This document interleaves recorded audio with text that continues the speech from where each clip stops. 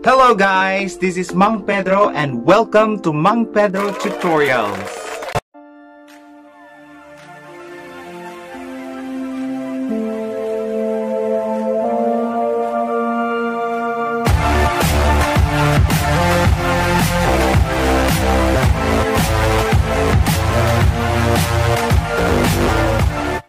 Ayan guys, ngayong araw na to ay pag-uusapan natin kung paano mag-edit ng thumbnail para sa mga YouTube videos natin. Kasi diba guys, yung thumbnail, yun yung unang nakikita ng mga viewers natin. So kailangan natin mag-effort at gandahan yung mga thumbnail natin para sa mga videos natin. Kasi nakaka-attract siya ng mga viewers. Kasi pag maganda yung thumbnail mo, may chance na i-click nila yung video mo, o diba?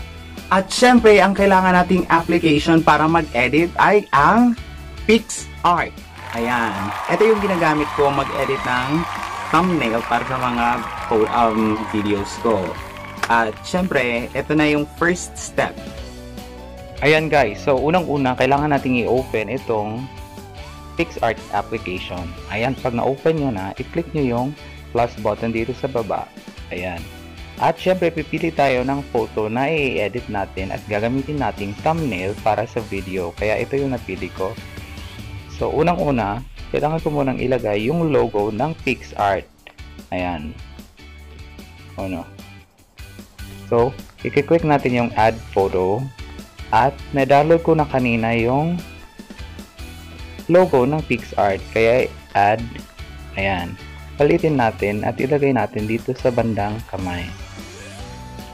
Ayan. Ayan. So, okay na. Click na natin yung check na button. Pagkatapos niyan, guys, ay eto na yung laging ginagamit ng mga YouTubers ay ang paglalagay ng border na white sa tao. Ayan. Ayan. Click natin yung draw. Tapos, i-change natin yung kulay. Usually, yung ginagamit ng mga YouTubers ay puti. Ayan. So, white.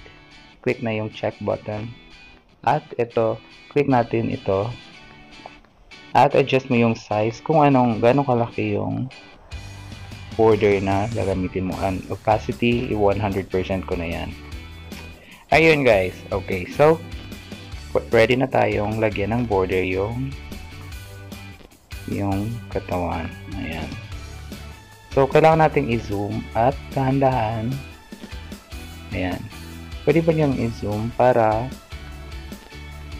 accurate talaga yung mapaglalagyan nyo ng border. Ayan.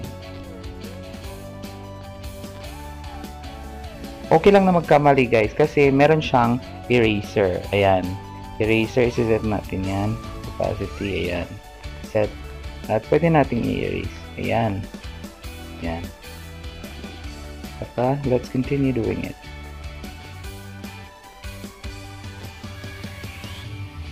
Ayan. Erase ulit.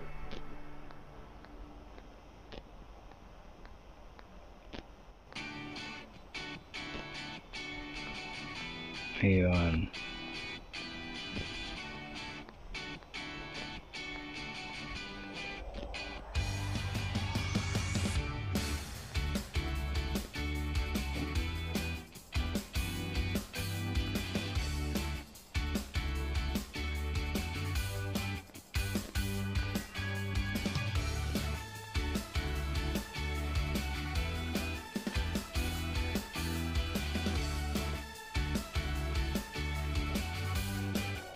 Ayan. So, ayan na. At, ready na tayong ilagay yung text. Wait, check muna natin. Ayan. So, ayan na guys. Nalagyan na natin ng border. At, syempre, nalagyan na natin ng text. At, pero kung satisfied na kayo dito, at gusto nyong i-erase yung background, kailangan nyo lang pumunta sa draw pa din. Pero pag satisfied na kayo na ganyan na siya, pwede nyo na lang lagyan ng text. Ayan. At kailangan na natin i-type yung title. Paano mag-edit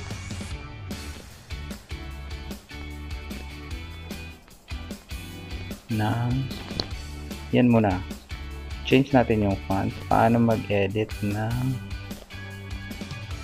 ito yung paborito, ito muna, tapos pili tayo ng kulay. Ayan, blue muna, at saka lagyan natin ng stroke na black. Ayan, at palakihin natin.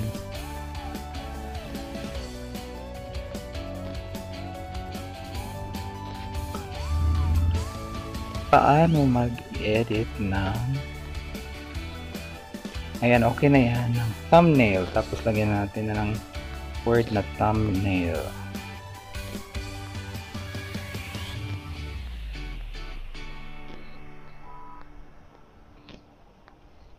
Ayan.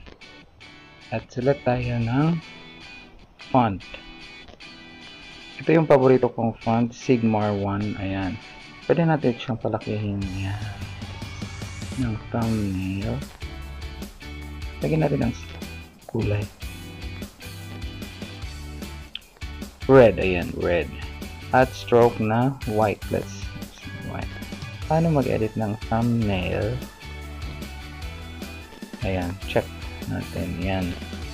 At dagdagan pa natin for YouTube videos.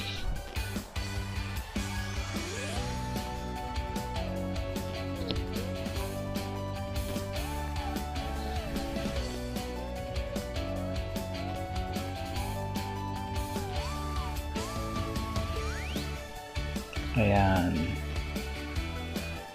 Change natin yung kulay. Yellow naman this time. Yellow. Yun. And border na black. Okay natin konti. Ayun. Okay. So, ganun lang kasimple guys. Kung lagyan nyo ng border, ganun lang.